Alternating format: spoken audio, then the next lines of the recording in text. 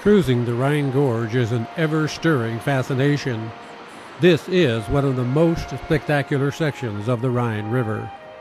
The boats, barges, and ships, the deep valley with its great history, castles, river towers, great vineyards, and classic towns, all in a panorama of motion.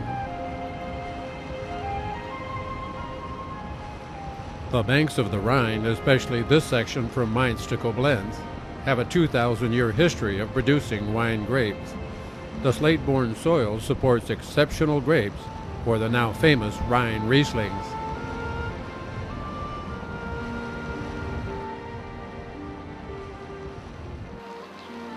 Historically, this has been the most dangerous section of the Rhine. A narrow channel, exposed rocks, and swift water have seen the demise of many boats.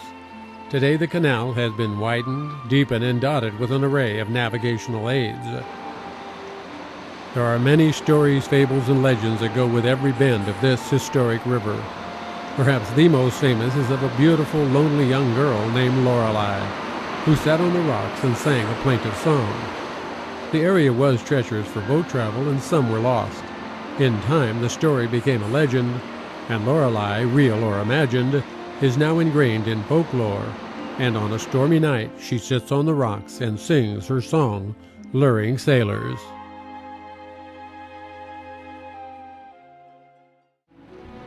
Koblenz has historically derived her prosperity from her location at the confluence of the Rhine and Mosel Rivers. The Romans named the city and resided here as early as the 9th century BC. At the Deutsches Eck, a settlement founded by the German Order of Knights in 1216, the monument to Kaiser Wilhelm majestically greets those visitors lucky enough to arrive by ship. Docking in Koblenz city is actually on the Moselle River, where it joins the Rhine River.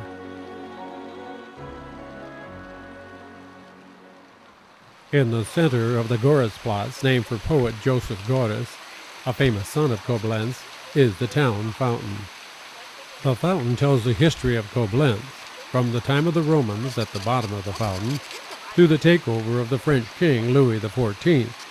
Further upward, Napoleon, the destruction of World War II, and at the top of the fountain, the final reconstruction of the city as it is today.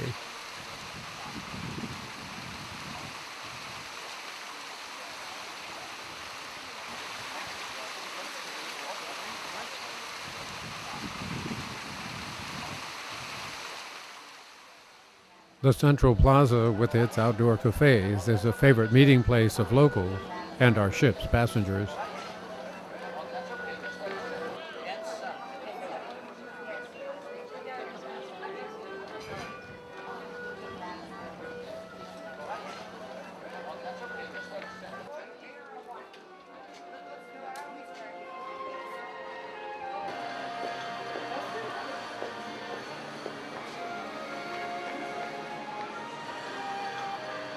When the French took possession of Koblenz in 1798, they often called the city the Little Paris.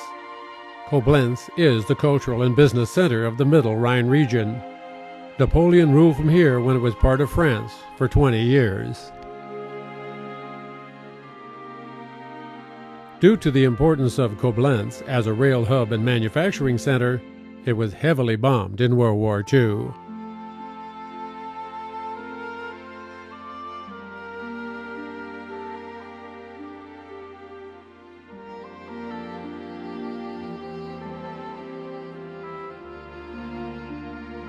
Bronze statues and fountains are a city signature in Koblenz, of great pride to the locals. Tourists find an identification with them and a photo opportunity also.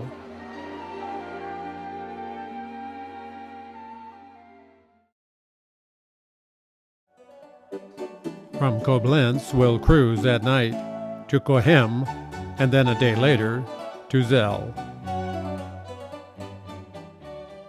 Cochem is a typical wine village with a delightful medieval walled area. We have arrived on a blustery day, but any blues we may have had are quickly dispelled by this vital, exciting little city.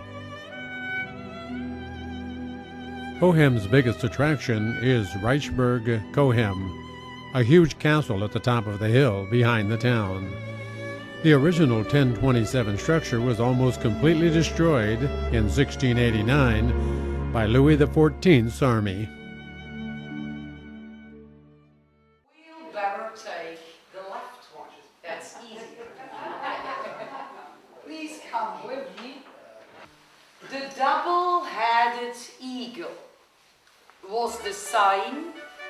The castle was purchased by Louis Ravine, a Berlin businessman, and he began the rebuilding process, incorporating the remains of the late Gothic buildings into the main castle structure.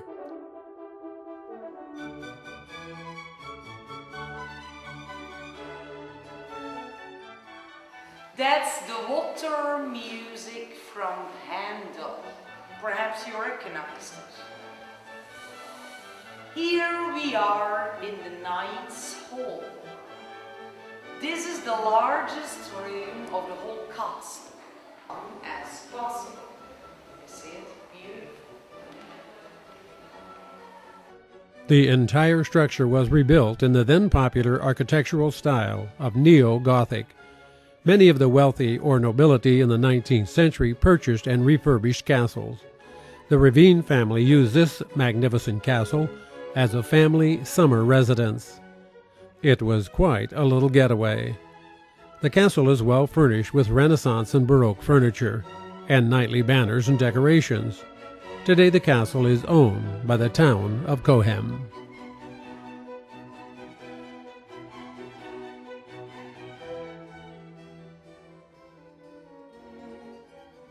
The city below complements the great castle. It is clean, bustling, and very well maintained. Wonderful bakeries and cafes entice visitors to while away some time, especially when the weather takes a change.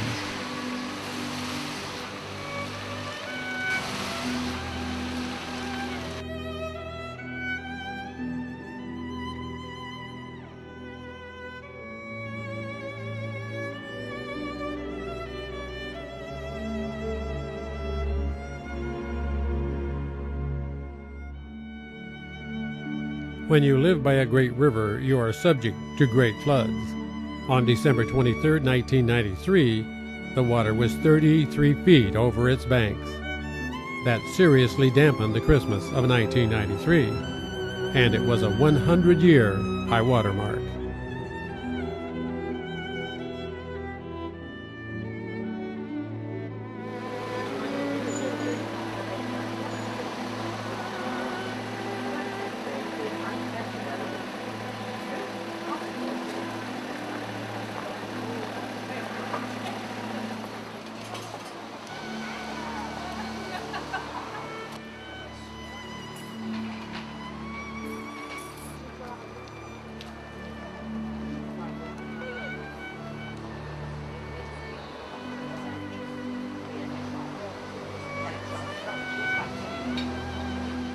Flowers, banners, and historic signs complement half-timbered homes, hotels, and businesses.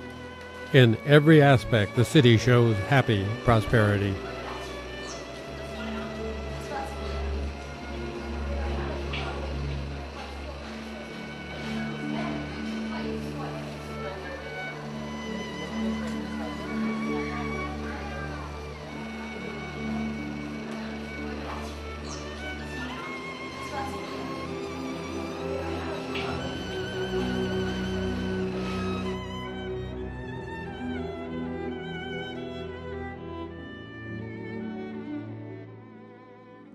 Nowhere in Germany is a town more steeped in the wine tradition than Zell.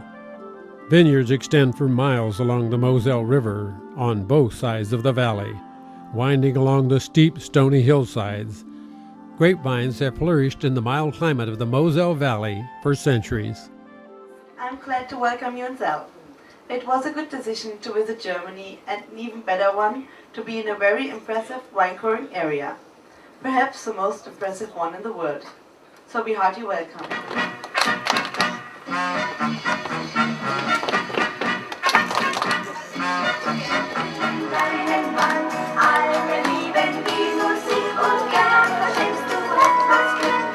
In-town black cats are at the town fountain and especially on the wine bottles.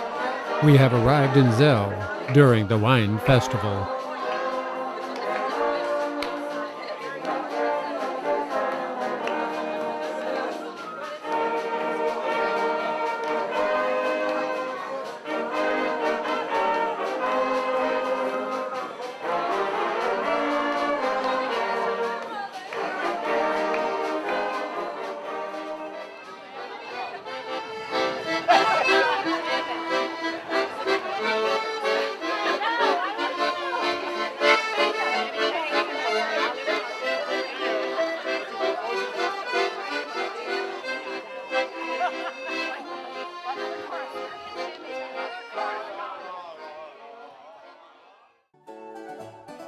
We are near the end of the cruise part of our trip.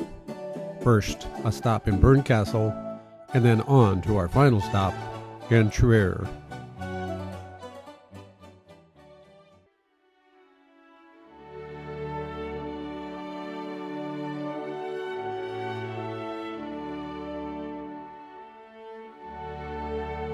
Bernkastel is nestled in the bend of the Moselle River. The steep green hillsides filled with grape vineyards enhance the storybook feeling of this picturesque spot.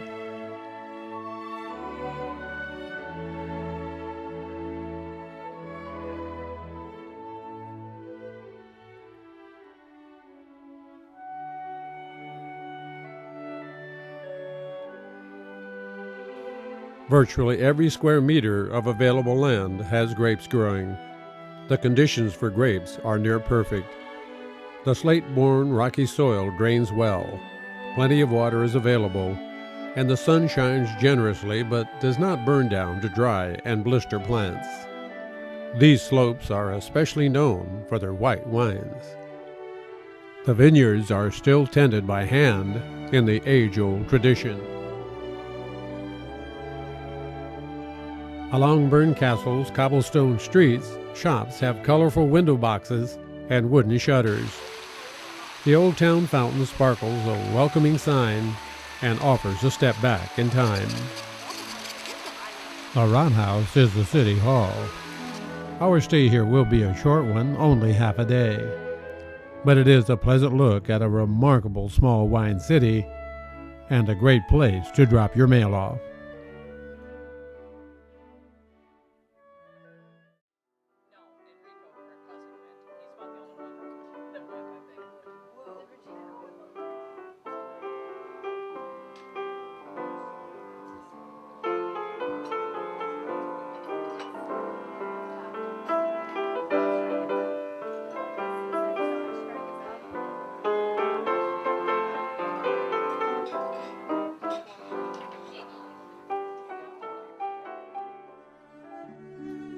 Trier is the oldest city in Germany. The city was founded in 16 BC by the Roman Emperor Constantine. The great city gate of Porta Nigra is symbolic of a city so important that it became known as the Second Rome. The imperial baths were the largest outside of Rome. The baths were an important part of Roman life, including gambling and business areas, pubs, reciting rooms, and libraries. The amphitheater was another important part of Roman life, but often a less cultured one. Here were conducted cruel combats of animals and gladiators. The riverbank acted as the harbor and docking area both in Roman and medieval times. The Moselle River cranes were critical to the movement of cargo. A large treadmill inside the cylinder operated the pulleys on the two loading arms. The Roman bridge is from 144 AD. It is symbolic of the precise engineering combined with the Roman arch that created wondrous structures. Bridges were the byways of commerce that greatly assisted in holding the far-flung Roman Empire together. The imperial throne room was built to reflect the magnificence of the Emperor of Rome. This hall is the largest single-room structure to survive from Roman times. Known as Constantine's Palace or the Imperial Palace, it is the only ancient brick construction among the Roman buildings in Trier. Built about 310 AD during the reign of Emperor Constantine, the immense hall was used for receptions and royal functions. Considering the era of construction, it is one of the greatest building accomplishments of all time.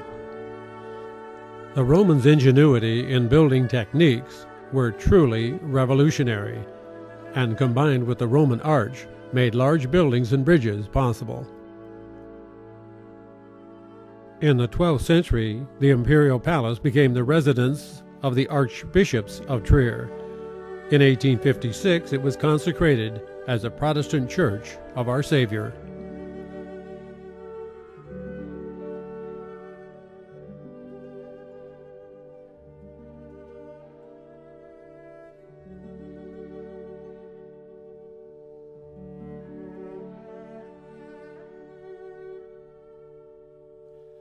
At nearly the same time as the Roman rule, a center of early Christianity developed in Trier. Parts of St. Peter's Cathedral date from the 4th century. Gates lead to a cloistered courtyard, and then on to a three-naved basilica. St. Peter's Baroque interior is spectacular to behold. The arched ceilings, entries, and high columns are in Gothic style.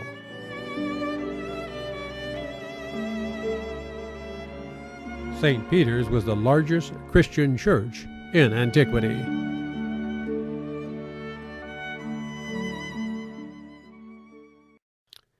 The town square and marketplace are in the shadow of the massive city gate, Porta Nigra.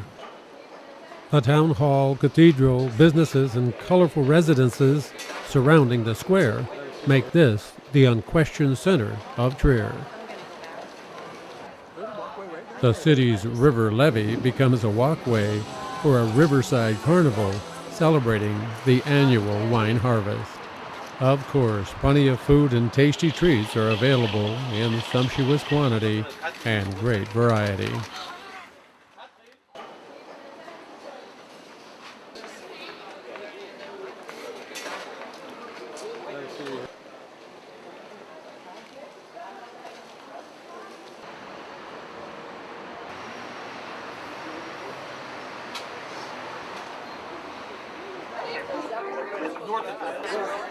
This would be our last night on board ship and the evening of the captain's reception and dinner.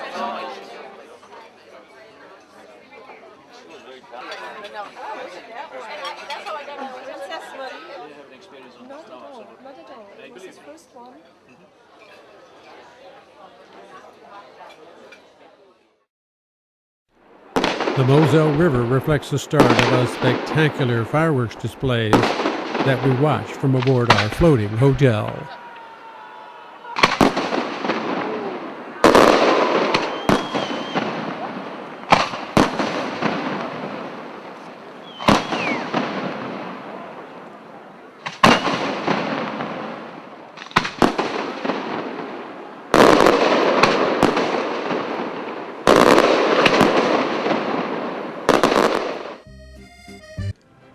You'll see all of this and more on an AmaWaterways River Cruise.